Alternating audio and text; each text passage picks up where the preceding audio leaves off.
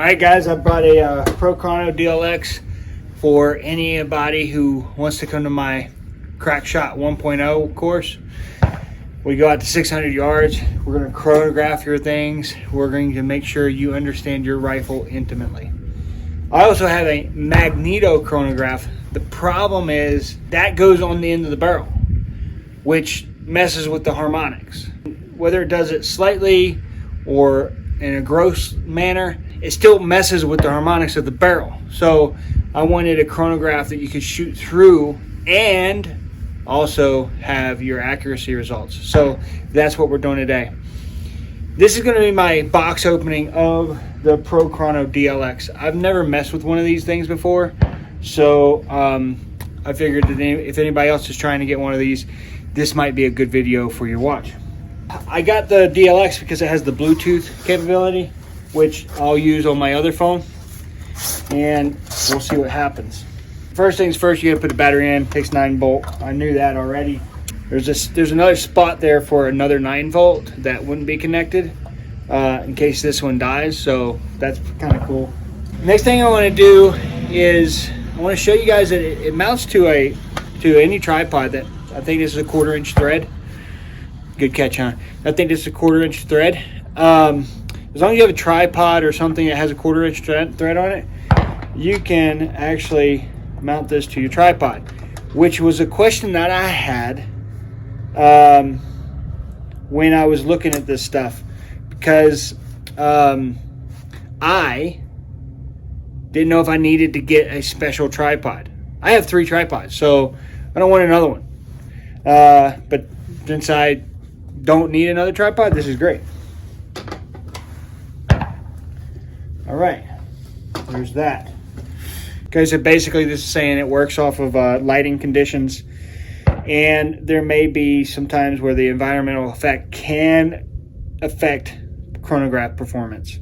So this is saying on sunny days, reflective projectiles may cause glint to induce velocity errors. The phenomenon is minimized by using the diffuser hoods. However, depending on the position of the sun, further setup adjustments may be necessary if false readings occur with the diffuser hoods in place. You can correct the problem with one or more of the following steps. And then there's some steps there. This is saying, since I'm using this on a 300 Win Mag, this is going to be very important. Pistols and rifles. The main consideration here is probably muzzle blast. Make sure you stand back far enough from the chronograph to avoid the muzzle blast triggering the sensors and inducing velocity errors. Okay, so that's good. I brought some really cheap ammo that I know doesn't really work very well in the firearm. So I got that. I'm going to make sure I want paper with that, and I want to make sure that the chronograph's actually working with it before I go to my hand loads. Okay, I gotta go to the App Store and download Competition Electronics Digital Link. So, okay, here's what it looks like. Digital Link. It only has 3.1 stars, whereas the chronograph itself has 4.5 stars on Amazon and such. So maybe there's a problem with the linkage, but we'll see. So I'm gonna let that download, and then we'll go from there. I'm going to go set up the chronograph out in front of the firearm. All right, so I've downloaded the digital link. I'm going to click on it.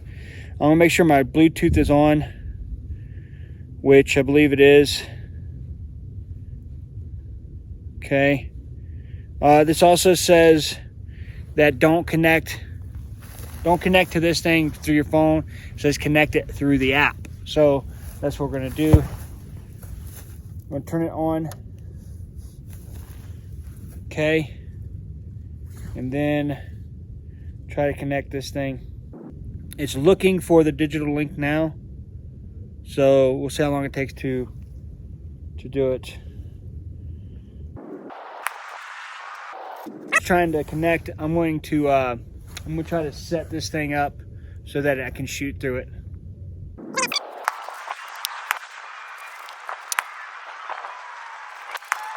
Okay. Okay, I'm connected now. What I had to do is I had to go back to Bluetooth, allow new connections, and then go back to the app. And now it's connected. You can see, I don't know if you can see here, it says connected. So I'm connected. So let's start shooting. All right, so I'm online here. I'm on the line on the target there. And I've got these really cheap 300 Winchester Magnum ammo from PPU. They don't even show what the velocity is supposed to be, so I have nothing to base this off of except for, you know, whatever I got here. Again, these are really cheap. I know they're not going to work very well in my rifle, but it gives us a starting point.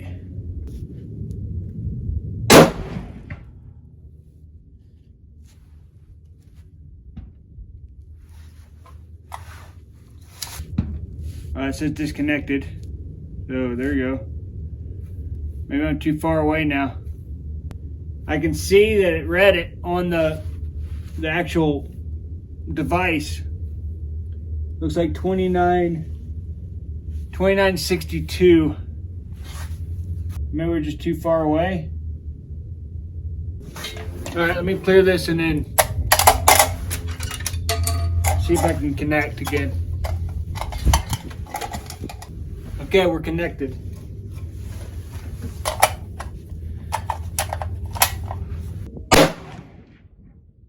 Okay, we read it 3004.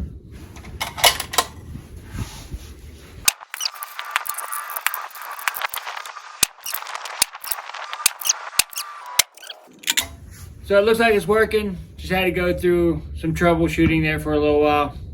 But yeah, looks like it's working well. Now we're going to go to my custom loads and test those. Now we're going to look at our custom loads. All right, so I got 165 grain Sierra Game Kings, number 2140. I'm using IMR 7828 SSC. And I'm going from 71 grains to 75.5 grains in 5 grain increments. I'm only doing that because 75.5 grains, or actually 75 grains, was the start max for 168 grain Sierra, or 168 grain bullets. So I should be well under any kind of pressures that you might see if you go above that. Especially considering right now it's pretty chilly, and I got 5 rounds of each grain cycle except for the last one. The last one I only have 4 of, so we'll have to make do with that. But what's really cool about this app, I guess, for the chronograph is that I can make a string name, which I would put 301 mag 165 IMR 7828 SSC, for example, and then 71 grains of it, and then shoot my string, and then I can go and review that. So that's kind of cool.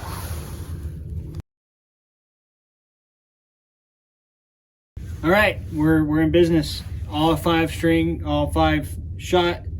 They all seem to be keyholing pretty much. So we'll continue on.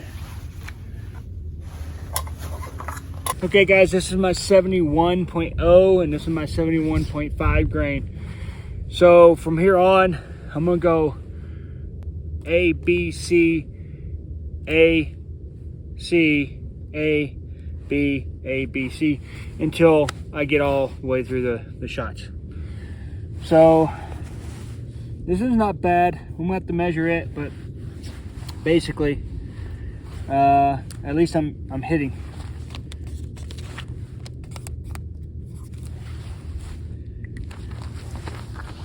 I'm back in my reloading studio, and Honestly, all these groups are pretty much garbage. However, there is some potential here. The best group was 71 grains at 1.06 inches. And that's using my micrometer from edge to edge. The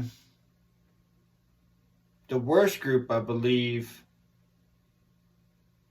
was 2.16 inches. Yeah, 2.16 inches, which was 72 grains. So there's not a lot of wiggle room there from 71 grains to 72 grains. The best standard deviation we have is both with the 71.5 and the 74 grains at 10. And they're comparable for the extreme spread, which was 27 and 29. But still, the groups were 1.43 and 1.54. So I think what I'm going to do with this data that I have now is I'm going to probably load one more time with these Sierra 165 grain bullets. Tack out.